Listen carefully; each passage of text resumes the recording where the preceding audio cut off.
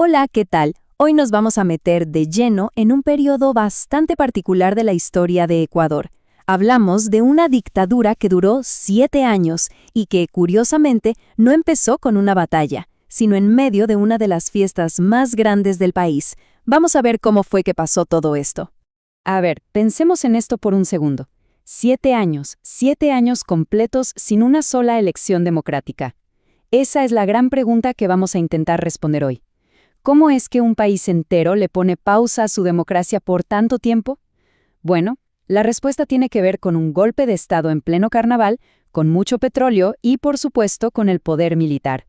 Bueno, empecemos por el principio de esta historia, y el nombre lo dice todo, ¿eh? El golpe en pleno carnaval. Y no es una metáfora. Literalmente, mientras gran parte del país celebraba, tras bambalinas, se estaba cocinando un cambio que iba a frenar la democracia en seco. Para entenderlo, veamos la cronología.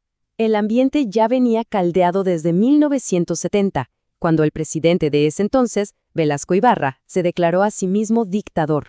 Pero el momento clave, el punto de quiebre, fue el 15 de febrero de 1972.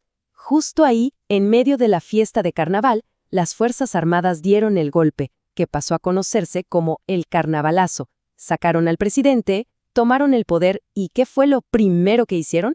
Cancelar las elecciones. Así de rápido. La democracia de repente quedó en suspenso.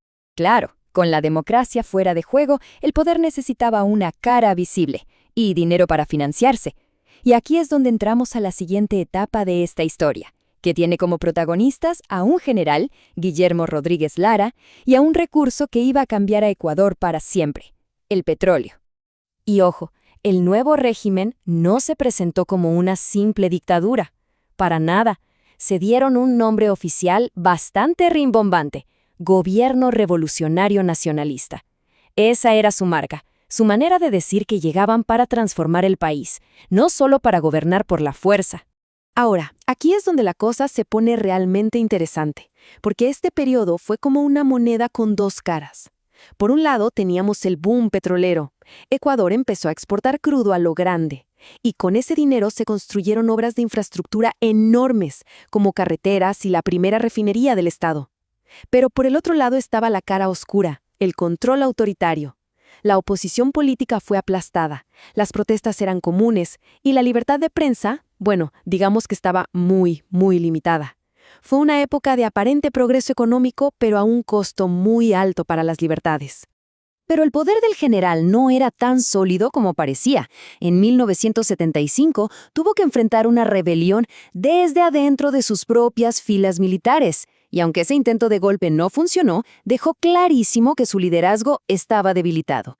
La presión interna se hizo demasiado fuerte y para enero de 1976, Rodríguez Lara tuvo que renunciar. Se cerraba así el primer capítulo de la dictadura. Pero cuidado.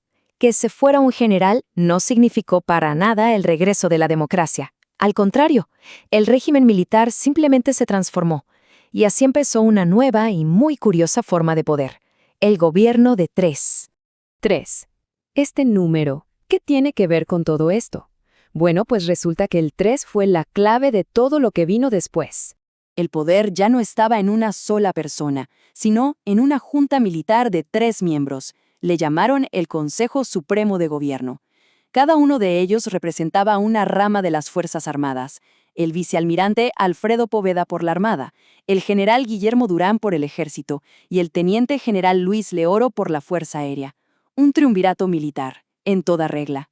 Y aquí está el punto más importante de esta etapa. Cambiaron las caras, sí, pero las políticas seguían siendo las mismas.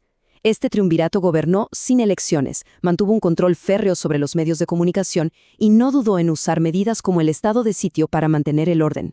La dictadura simplemente tenía un nuevo rostro, o mejor dicho, 3.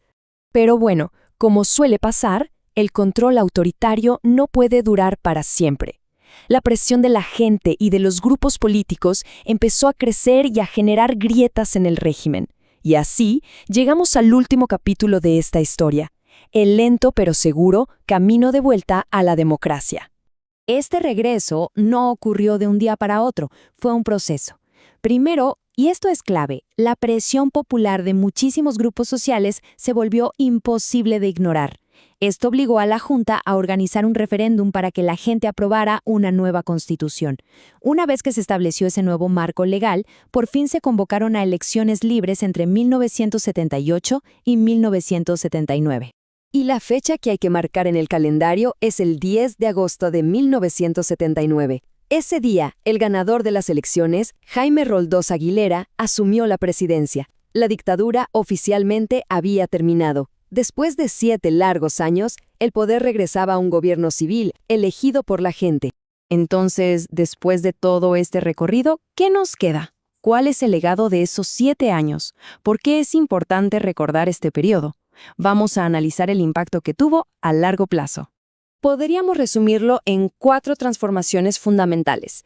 Primero, la economía del país cambió por completo gracias a la plata del petróleo. Segundo, la vida política democrática normal estuvo congelada por 7 años. Tercero, libertades básicas como la de prensa fueron severamente recortadas.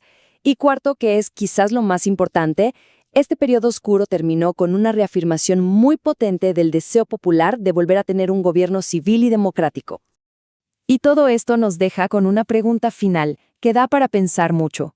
La historia de Ecuador en los años 70 está atada, sí o sí, al petróleo. Y eso nos lleva a plantearnos algo fundamental. ¿Puede la riqueza de un solo recurso natural llegar a definir el destino político de toda una nación? Es una pregunta que la verdad sigue siendo muy relevante en muchos países hoy en día. Gracias por acompañarnos en este recorrido.